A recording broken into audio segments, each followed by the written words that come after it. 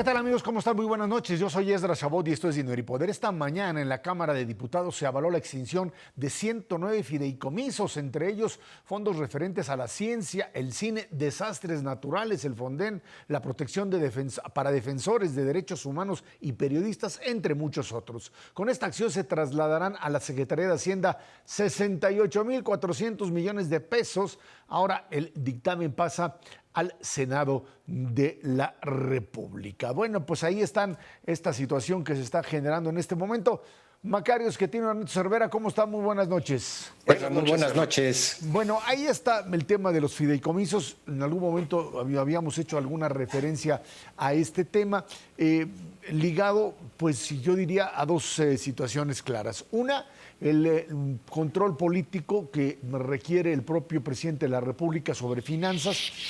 Hoy en la mañana comentaba yo en la radio que esto se asemeja a lo sucedido en los 70s, cuando Luis Echeverría había dicho ante pues ya la queja de Hugo B. Margain, que era el secretario de Hacienda en ese momento, que decía: la deuda ya llegó al límite, no podemos seguir creciéndola, la interna y la externa, y el presidente dijo: las finanzas se dirigen desde la presidencia de la República, y en ese momento toma el control, nombra a López Portillo y empieza a manejar él esto en forma directa. Creo que este es un paso en ese sentido, porque queda claro que el manejo de los fideicomisos, por los niveles de autonomía con los que se manejaban, independientemente de que hubiese irregularidades en algunos, pues ahora le permite discrecionalmente utilizar esa cantidad.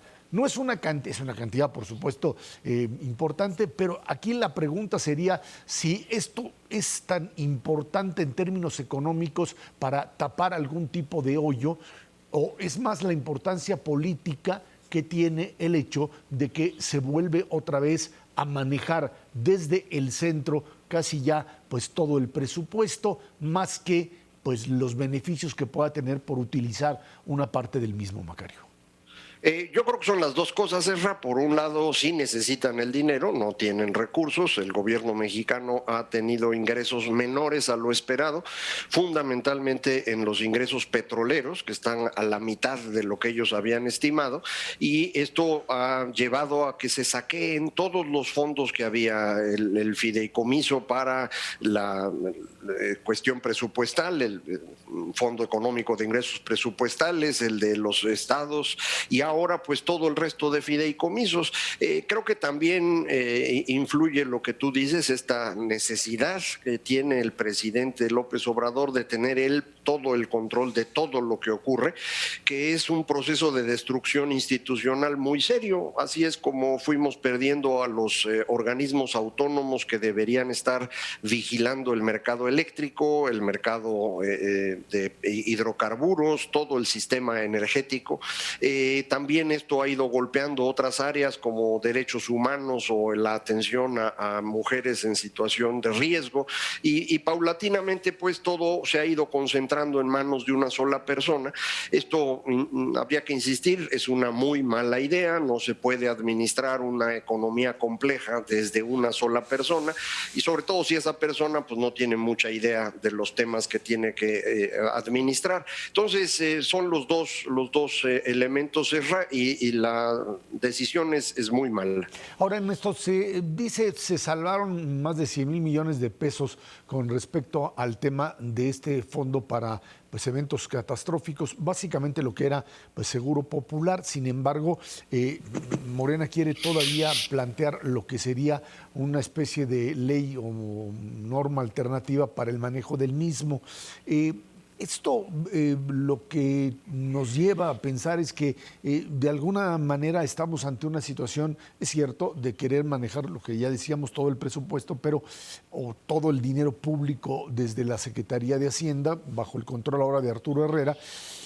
Esto puede ser que tapone, no sé si esto alcance, todos los hoyos que faltan, pero te va reduciendo básicamente, frente a una crisis y una caída económica como la que se tiene, el margen de maniobra para el próximo año. ¿Qué queda el próximo año si ya todos estos recursos están utilizados y pensando en que pues el próximo año, si creces al 2%, digamos, si nos va bien, 2,5%, pues no vas a tener una recaudación mayor y no quieres endeudarte. ¿Qué pasaría ahí? La verdad es que sí, los márgenes son increíblemente estrechos, Serra. No hay mucho para dónde hacerse en la medida en que consistentemente se ha negado la posibilidad de esta administración de hacer una reforma fiscal integral, pues tienes muy poco margen. La verdad es que sí va a sufrir tremendamente, no solamente la Secretaría de Hacienda, el gobierno federal en su conjunto. Y el problema de fondo, si ya no quieres seguirte endeudando como lo has venido haciendo estos últimos 2 años, es que le vas a tener que meter todavía más al gasto. Y bueno, pues el gasto ya le cortaste la grasa, ya le cortaste el músculo, te quedan los huesos. Francamente, no te queda prácticamente nada de dónde recortar para que el gobierno pueda operar.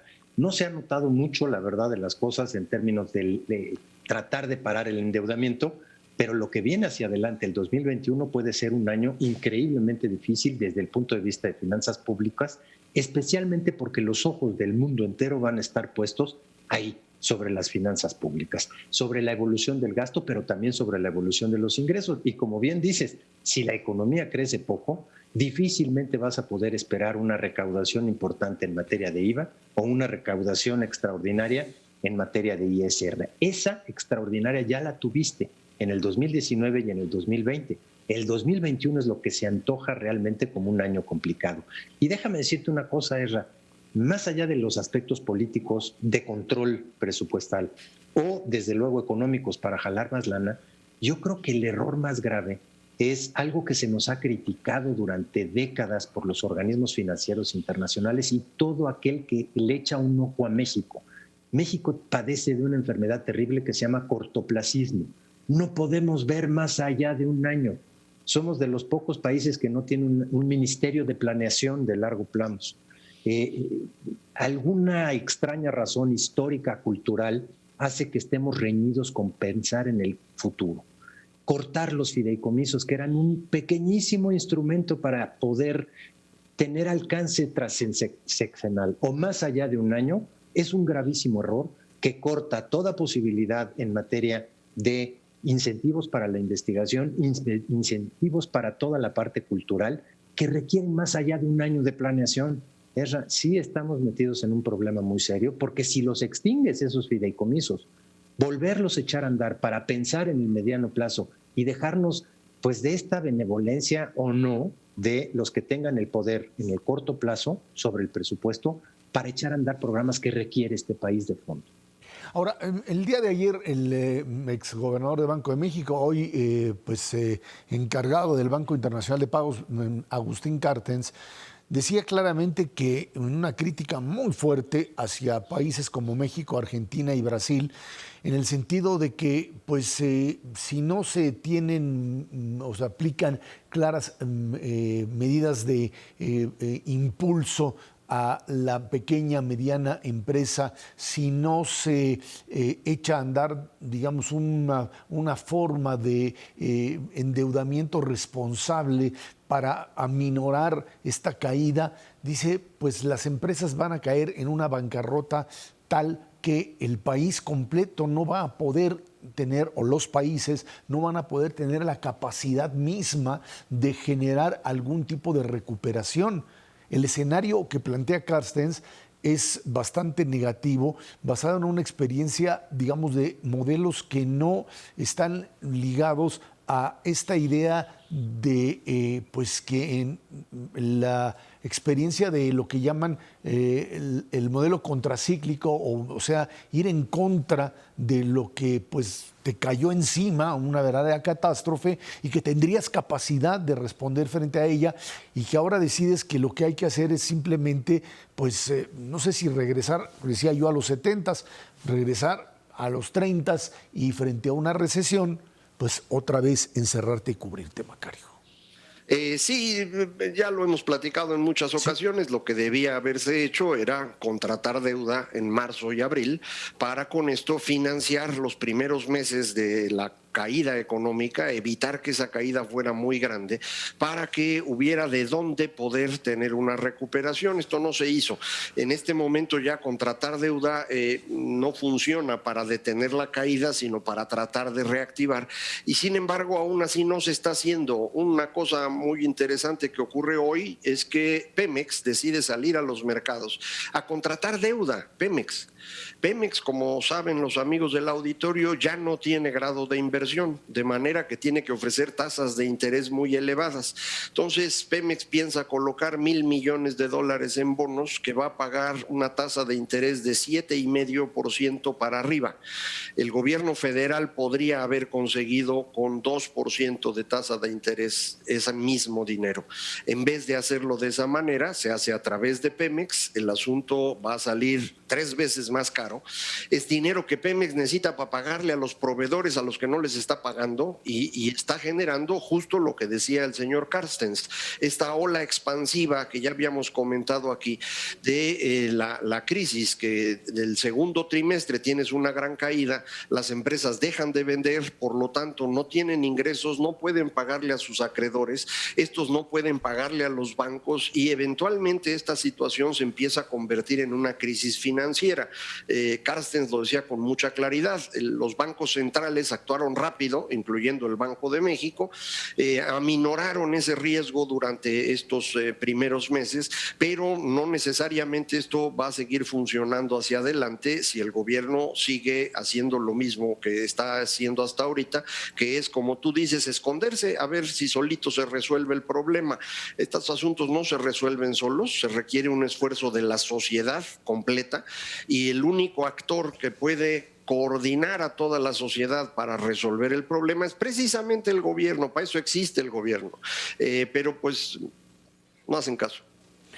Ahora, perdón, la verdad es que si uno ve los números fríamente hoy en términos de esa ola expansiva que está advirtiendo nuestro exgobernador del Banco Central, ahora gobernador de gobernadores de todos los bancos centrales a nivel internacional, todavía no está. Si uno ve el promedio, por ejemplo, de cartera vencida de la banca, está todavía en niveles relativamente aceptables. Si ve uno el promedio de los índices de capitalización, cuánta lana tienen los bancos en este momento en promedio, está pues relativamente bien.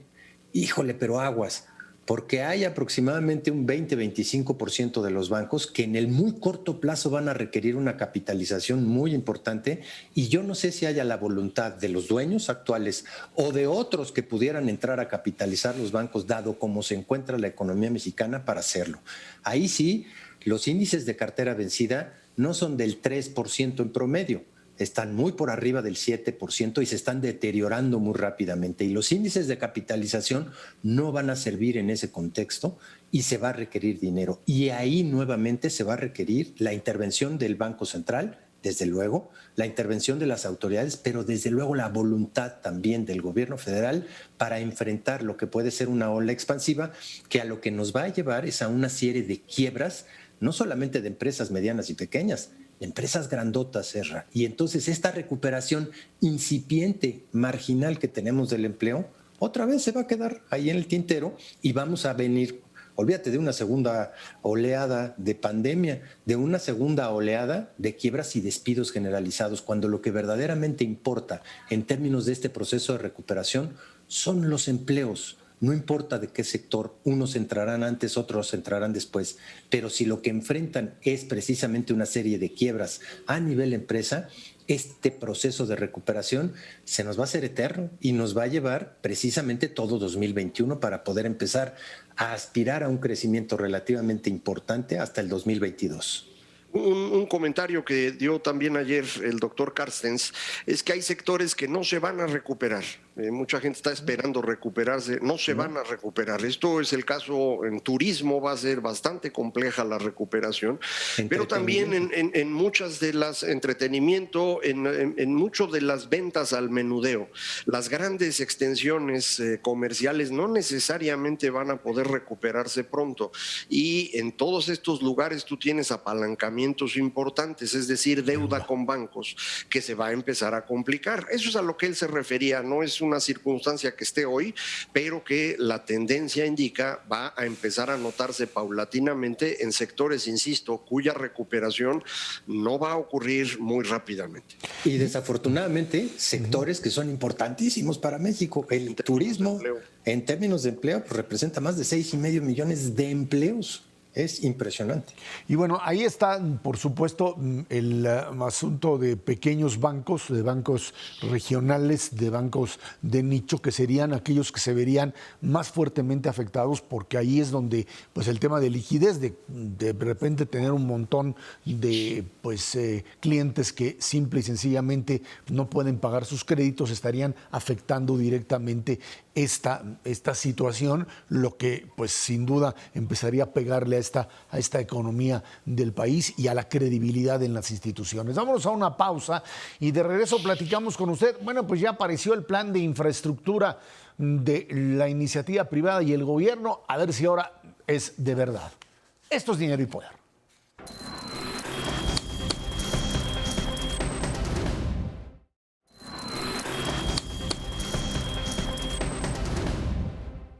El Gobierno de México y la iniciativa privada presentaron un plan para reactivar la economía del país a través de 29 proyectos de infraestructura con una inversión de 297,344 millones de pesos. Incluye sectores como medio ambiente, energía, agua y comunicaciones. Estas inversiones son la continuación ya de un plan presentado en 2019. Pues no salía y bueno, pues finalmente trajeron a la iniciativa privada, otra vez Carlos Salazar, que es algo así como el que repite todo, algo como en las viejas épocas decíamos el videotape, ¿se acuerdan? Otra vez viene la repetición, se vuelve a sentar, regresa y va otra vez, regresan los inversionistas, los empresarios a Palacio Nacional y vuelve a aparecer un proyecto de inversiones por parte del gobierno en la iniciativa privada ligado fundamentalmente a las obras del gobierno, o sea, obras de gobierno en donde pues aparece ahí la iniciativa privada como coadyuvante. Digamos que lo más importante es el proyecto carretero, que es lo que podría resultar pues lo más rentable. En el sector energético, pues lo que presentan es pues plantas coquizadoras que serían un poco la posibilidad de ser parte de este crecimiento de una industria petrolera en los mismos términos que la teníamos desde hace muchísimos años y no avanzando en otro ramo. Después dice Carlos Salazar que dentro de un rato van a presentar lo que es el proyecto de una estructura energética o un proyecto energético ecológico, pero por lo pronto lo que quedó allí es, bueno, por lo menos volver a sentar a empresarios y tratar de lanzar el mensaje de que, Ernesto, pues no están peleados con el sector empresarial. Híjole, está difícil, la verdad. Un día de estos le va a dar un torzón a Poncho Romo. Ha hecho muchos esfuerzos durante los últimos 18 meses, pero la verdad es que no se ha podido consolidar prácticamente nada. Del plan original, Ezra, se están haciendo 6 carreteras, 6 tramitos. Eso representa más o menos el 6% del total de proyectos que estaban puestos sobre la mesa. Un proyecto de telecomunicaciones, nada más. Y el resto pues son los 3 grandes proyectos de infraestructura del sector público, pero pues con contratación del sector privado, no con participación en términos de capital. Yo veo difícil que el sector privado hacia adelante le meta lana a un sector energético que está siendo castigado consistentemente para irse hacia atrás, hacia muchas décadas atrás, no hacia adelante. Si le van a meter lana, las grandes empresas mexicanas y extranjeras a un sector energético es visualizando lo que va a suceder con la energía en los próximos 20 o 30 años. Todas las grandes petroleras del mundo hoy se están reconvirtiendo de sacar petróleo a generar energía de alguna otra manera. Eólica, solar. Todo lo que se está castigando en este momento en México es precisamente a donde están marchando las grandes empresas energéticas privadas y públicas, porque muchas de las empresas públicas, las noruegas, las brasileñas, las colombianas, están moviéndose precisamente hacia esta fuente de energías alternativas. Yo veo difícil que efectivamente se pueda consolidar un programa de inversiones de capital privado para echar a andar en este país con 250,000 millones, pues que para los próximos 4 años y medio se antoja poquito. Se han dejado de invertir más de 800,000 millones de pesos en un año y medio. Meterle 200,000 en 6 años es realmente poco, la verdad. Pobre en términos de alcance, pobre en términos de lana acumulada, y con eso efectivamente se está garantizando, Esra, que vamos a crecer 2,5% el año que entra, y de ahí para el real, 2%. Eso es para lo que da y probablemente es mucho esperar un crecimiento de esta naturaleza si no hay inversión privada realmente comprometida con una visión energética. ¿Y por qué es tan importante el sector energético, Esra? Porque es lo que le da competitividad a nuestras manufacturas frente a la competencia externa. Y sin esa competitividad en términos de costos, y la energía es uno de los costos fundamentales, difícilmente se va a lograr un proyecto de país viable en el mediano plazo. Macario, el tema de sí. Perdón, sí, dime, ahorita te pregunto. El proyecto que se está presentando, el número de proyectos, como decías, son los mismos de noviembre. Se les incorpora un poquito en el tema energía, que los amigos del auditorio recordarán, no se presentó en aquella ocasión, se dejó pendiente, porque no podían ponerse de acuerdo con la señora Nale de qué cosas podía hacer el sector privado. Lo que ocurre hoy es que se comprueba que no se pudieron poner de acuerdo nunca con ella, y lo único que hay son estos 5 proyectitos que tienen que ver con necesidades del gobierno, donde esperan que la iniciativa privada participe, porque les van a pagar con el incremento de producción petrolera que tendrá Pemex. Esto lo que significa es que no van a pagar nunca, porque eso no va a pasar, no va a haber incremento de producción. Entonces, yo estoy convencido, los privados no le van a meter a trabajar para Pemex, no le está pagando a sus proveedores. Si alguien se mete a hacer una planta que vale 50,000 millones de pesos, que es el costo de la coquizadora de Tula, pues ¿cuándo le van a pagar, mano? Nunca. Por cierto, esa coquizadora ya fue inaugurada, la inauguró en 2017 el presidente Peña Nieto. No servía, todavía no la terminaban, pero ya ven que los presidentes inauguran las cosas antes de que estén listas. Fue y la inauguró, ya no la terminaron y ahora la van a continuar. La coquizadora lo que hace es agarrar los residuos de la destilación, lo más pesado, el combustóleo, el chapopote, y convertirlo en carbón mineral, en coque. Realmente no es una cosa tan importante en términos de producción de gasolinas, es para procesar residuos, y este coque puede ser utilizado después en otras áreas. Por ejemplo, la metalúrgica lo utiliza bastante, pero fuera de eso no es tampoco una cuestión que estés hablando de ir avanzando hacia el futuro. Eso hubiera sido, como decía Ernesto, las energías renovables, pero todas esas se cancelaron porque la Comisión Reguladora de Energía ya cambió las reglas y ahora no va a permitir que se produzca energía renovable en México.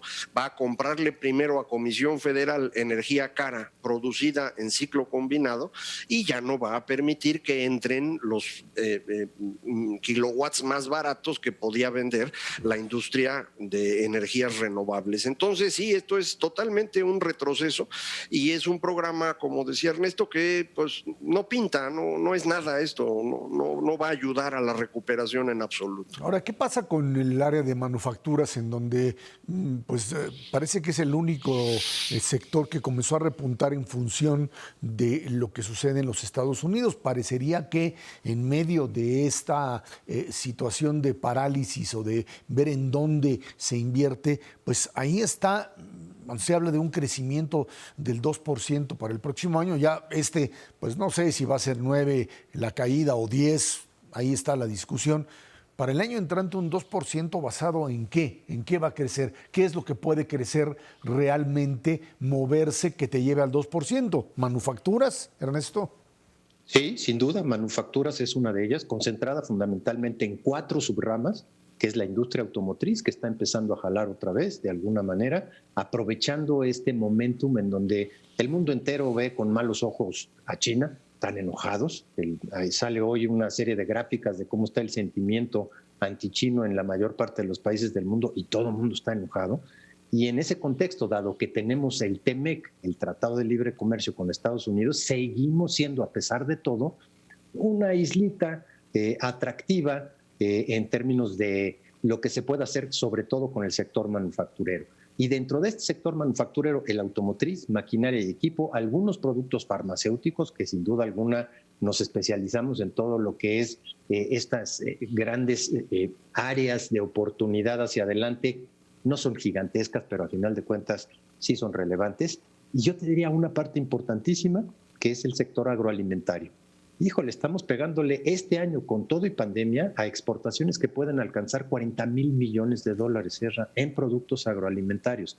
No hay que desdeñar que es el único sector de actividad económica en nuestro país que tiene tasa de crecimiento positiva, chiquita, pero positiva, y junto con las manufacturas, pues es la veladora que tenemos ahí prendida para ver qué tal podemos jalar en el 2021. Es triste señalarlo, pero son nuestras dos únicas fuentes de crecimiento y vinculadas a lo que pueda hacer Estados Unidos. Y por eso es trascendente lo que pueda pasar en ese país el próximo 4 de noviembre.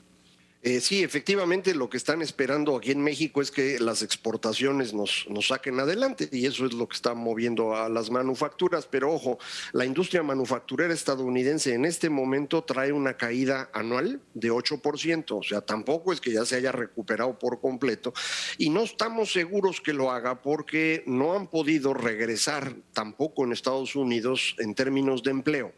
Se mantuvo el consumo porque hubo un apoyo directo del gobierno estadounidense a los hogares que no han podido volver a hacer ahora porque traen un pleito monumental con el señor Trump, que además pues, está en drogas en este momento para el tratamiento del virus y se ha vuelto absolutamente loco los últimos días. Entonces no han podido volver a enviar dinero a las personas, la gente deja de comprar y esto se empieza a ver. Por ejemplo, en septiembre la producción de autos en México, de autos y camionetas, ya no siguió creciendo, se cayó tantito. Y esto es un fenómeno que vamos a estar viendo mucho en los próximos meses, crecimientos seguidos de caídas, porque no hay un sostén sólido del funcionamiento de la economía nacional, porque no hay un mercado interno que esté funcionando. Que el tema consumo, ¿hasta dónde podrá repuntar en el próximo año? Macario, Ernesto. Difícil, la verdad, mientras no tengas masa salarial creciendo a tasas como las teníamos anteriormente, el empleo se te está cayendo todavía y se caerá todavía más. Pon tú que como dicen mis hijos, pon tú que los salarios se mantengan en términos reales, aunque yo veo difícil porque la inflación, especialmente en los estratos más bajos, está empezando. Sí, está empezando a tener cierta problemática y yo te diría difícil que el consumo repunte para ser lo que fue anteriormente. Macario. De hecho, el promedio salarial de marzo a la fecha es una caída nominal de 8% y el empleo de 10%. Entonces, pues si se te cae 20% las compras, pues ¿de dónde, mano? Pues ahora sí que quién sabe. Vámonos a una pausa y regresamos con ustedes con el tema coronavirus, uno de los graves desafíos que tiene todavía nuestro país y parece que no hay por dónde. Esto es Dinero y Poder.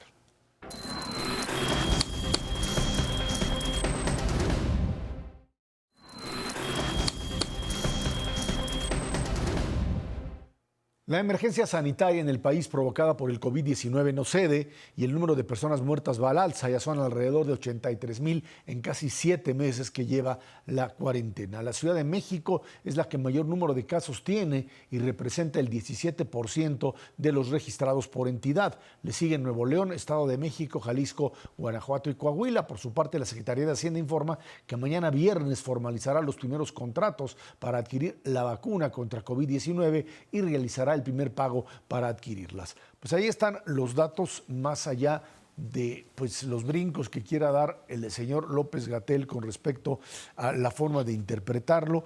Esta idea de 83,000 personas fallecidas o más, pues nos habla de lo que representa una estrategia pues que por lo pronto no funciona, que de alguna manera lo que ha sucedido es que tenemos este fenómeno de hospitales que tienen camas vacías, pero que gente que no llega a los hospitales, que muere en las casas, y una situación que tendremos que enfrentar de aquí en adelante porque esto se complementa desgraciadamente con la llegada del invierno, en donde pues ahora también esta urgente necesidad de vacunarse contra la influenza para evitar esta conjunción pues de lo que serían estas epidemias. la necesidad de obtener la vacuna en Estados Unidos, la presión política por sacarla antes de las elecciones. Lo cierto es que pues, lo que no se puede, no se puede, tan sencillo como eso. Pueden inventar que ya la tienen, los rusos hicieron ahí su invento y bueno, de repente le salieron en la fase 3 un 17-18% de personas que resultaban con efectos colaterales, efectos secundarios que simplemente no te permiten pues masificar la producción de ese tipo de vacuna. En ese sentido, creo que pues estamos entrando en México en esta fase en donde la única salida es la permanencia de la pandemia de aquí hasta el año que entra, hasta que la propia vacuna pueda producirse, comprarse, por supuesto, y distribuirse a lo largo y ancho del país, y eso tomará muchísimo tiempo, Macario. Sí, indudablemente es ya un milagro que se esté alcanzando prácticamente el final del proceso de desarrollo de la vacuna en menos de un año. Normalmente estas cosas tardan mucho tiempo más por el seguimiento de estas fases que le llaman primera, segunda, tercera fase, en donde se van eliminando los riesgos que pudiera tener la vacuna, se va comprobando con distintas poblaciones y entonces hasta que termina eso es cuando puede empezar a venderse. Muchas de estas vacunas que todavía están en fase 3 ya se están produciendo con la expectativa de que logren aprobar esa fase. Si lo logran, pues esas vacunas podrán utilizarse y si no, todo se va a la basura. Pero es el intento pues de tener esto lo más pronto posible. Todo indicaría que podría ocurrir para finales de este año, que tuviéramos algunas vacunas que pudieran funcionar, pero pues hay que producirlas de manera masiva. No es nada sencillo producir 3,000, 4,000 o 5,000 millones de dosis. Entonces, para cuando logren hacer esto y nos los puedan enviar a los distintos países, todavía falta otro rato. Y finalmente nos falta en México la capacidad de administrar logísticamente la distribución de estas vacunas, algo que México hacía muy bien hasta que el año pasado se le ocurrió al gobierno que el sistema de salud era malo y que había que concentrar todo. Otra vez el mismo fenómeno de concentrar, que según ellos ayuda a ser más limpios. El resultado de esta concentración es que nada funciona y además son más corruptos. Lo acaba de presentar el estudio el Instituto Mexicano de la Competitividad. En el primer año de gobierno de este gobierno hay más adjudicaciones directas y menos licitaciones que en cualquier año del sexenio de Peña Nieto, que es el que todo el mundo decía que era corruptísimo. Entonces, bueno, no sé qué opinión tengan del actual. El asunto importante en términos del coronavirus es no tenemos la capacidad logística. Entonces, cuando esté la vacuna disponible, repartir 100 millones de dosis en el territorio nacional con las condiciones que requiere, yo creo que no vamos a ser capaces. Ojalá de aquí a entonces el gobierno logre un arreglo con las empresas farmacéuticas que eran las que hacían este proceso, las distribuidoras, y a ver si logramos resolver el asunto. Pero si no, de cualquier manera, piénsenle que nos falta prácticamente un año encerrados de aquí a que podamos tener ya la vacuna disponible para la mayor parte de los mexicanos. Ernesto. Y en ese contexto, Macario, la verdad es que sí tenemos que acostumbrarnos a una nueva normalidad que va mucho más allá de solamente usar tapabocas, lavarse las manos consistentemente, evitar círculos sociales. Todas esas características que nos han venido diciendo las vamos a tener que seguir implementando durante un rato muy importante. Estoy convencido también que será hasta bien entrado el 2021, en donde efectivamente podamos tener acceso mayoritariamente todos los mexicanos a esta vacuna. Pero también tenemos que acostumbrarnos a una nueva normalidad hasta en términos de patrones de consumo.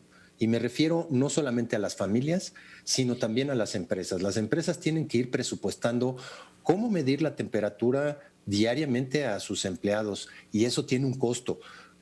¿Qué hacer en términos de protocolos específicos si alguien llega con cierto tipo de sintomatología? ¿Cómo darle seguimiento a él y a sus familias? Son inversiones importantísimas que hoy por hoy no tenemos mucha idea todavía, desafortunadamente, porque tampoco hay una guía específica de cómo hacerle no solamente a nivel casa, sino a nivel empresa, para poder empezar a no tener tantos impactos tan negativos en términos de lo que implica una pandemia de esta naturaleza. Sí, lo mencionábamos en el corte pasado, va a haber sectores que se van a tardar muchísimo y hay otros sectores que van muy a la vanguardia, que uno llega y hasta se sorprende de cómo están trabajando ya muchas empresas en el país en concordancia precisamente con estas nuevas reglas de salubridad hacia adelante. Pero Ezra, hablas de una cifra de casi 83,000. Sabemos que es multiplicada por 3 y cachito, lo que en realidad debería de ser, y eso nos lleva a un nivel, Ezra, superior al que tiene en Estados Unidos. En Estados Unidos hay un panchazo terrible y se están rasgando las vestiduras por 200,000. Hoy en México tenemos esa cifra y un poquito más. Probablemente no con cifras oficiales, pero sí con estas cifras que nos han venido dando investigaciones muy serias al respecto. Con esto uno pensaría que esto de alguna manera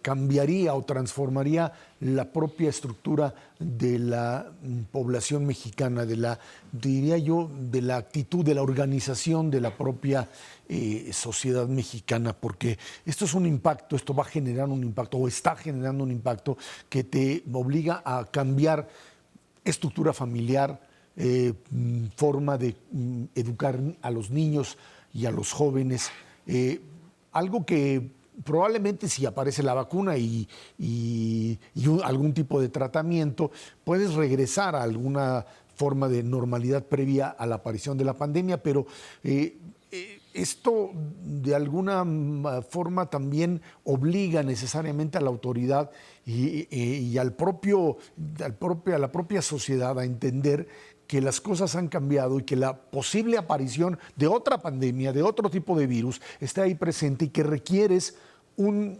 sistema de organización de salud y de organización social distinto al que tenemos. Y esto ya no puede seguir funcionando así.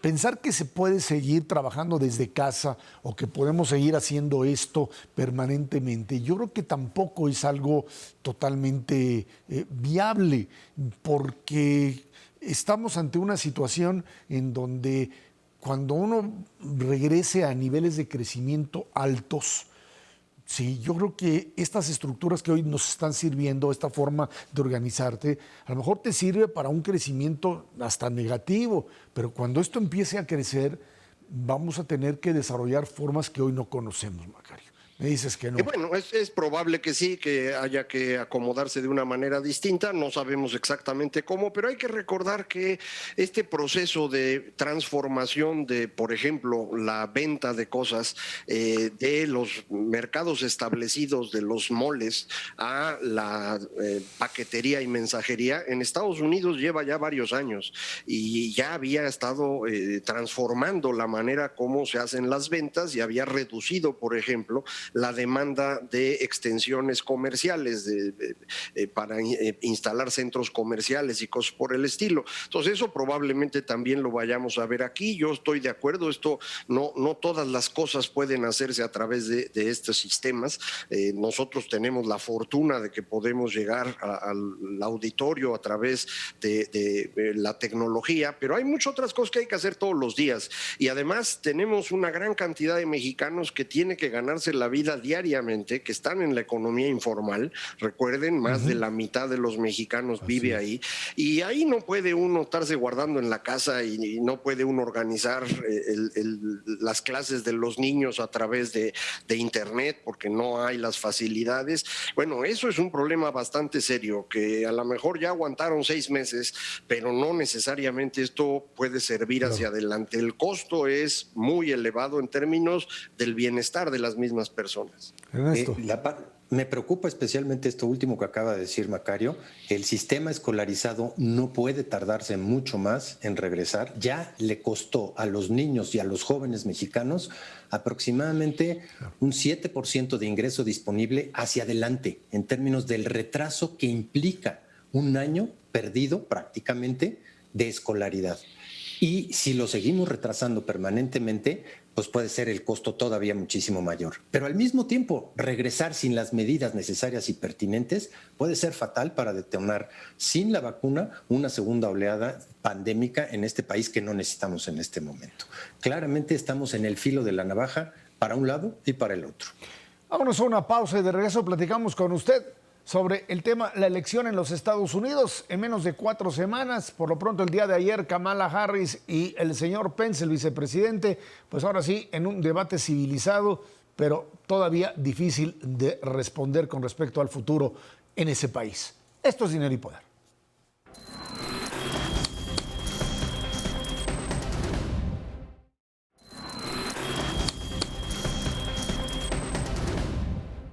El viernes pasado se anunció que el presidente de los Estados Unidos, Donald Trump, había adquirido el virus del COVID-19. El lunes abandonó el hospital en medio de sospechas sobre la veracidad de su padecimiento. Nadie le cree nada. Por este motivo se propuso que el segundo debate sea virtual, o sea, así como aquí. Pero Trump dice que él rechaza la propuesta, que califica como inaceptable y que no va a perder el tiempo en un evento de esa naturaleza. O sea, como que no se le hace así hablar con ustedes como yo, porque yo creo que pues como que no lo puede empujar o no lo podría interrumpir, o a lo mejor le cortan la voz y entonces pues no es lo que él quiere.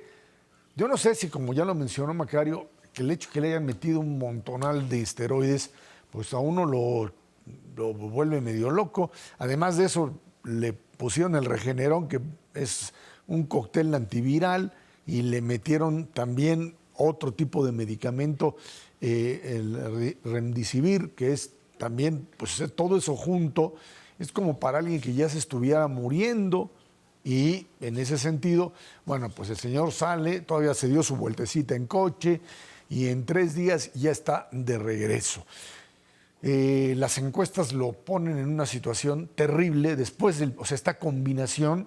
Ahora sí que la tormenta perfecta que él siempre había tenido a favor la tiene en contra. Un terrible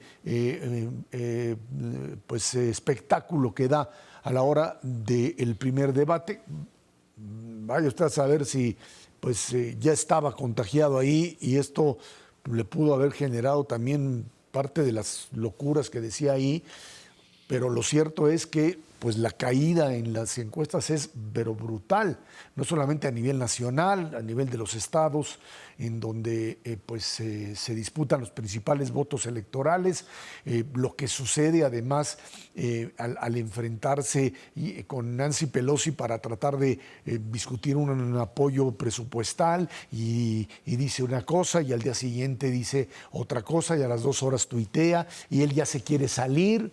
Ya quiere ir a hacer campaña, no entiende que sigue teniendo el virus y dice que se siente bien y que da gracias a Dios que le dio cosas que no hablan bien de la estabilidad mental. Digo, él está dañadón de origen, pero esto sí ya como que eleva los niveles de peligrosidad para alguien así.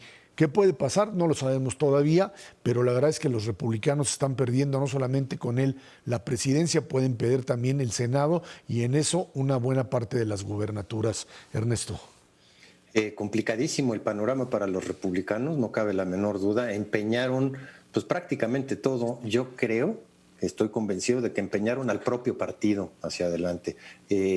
Sin duda alguna han cambiado dramáticamente las preferencias en Estados Unidos desde que adquirió esta enfermedad el presidente Trump. Su reacción es verdaderamente patética. O sea, no ponerse el tapabocas de ninguna manera, obligar a su familia, que desde luego también resultó contaminada, y muchos de sus colaboradores en la Casa Blanca, hablan muy mal de este ejemplo, de la forma en la que se manejó, pues como decía Kamala Harris el día de ayer, de la peor manera en el mundo, en la peor administración, como uno de los errores garrafales más terribles, el manejo del coronavirus.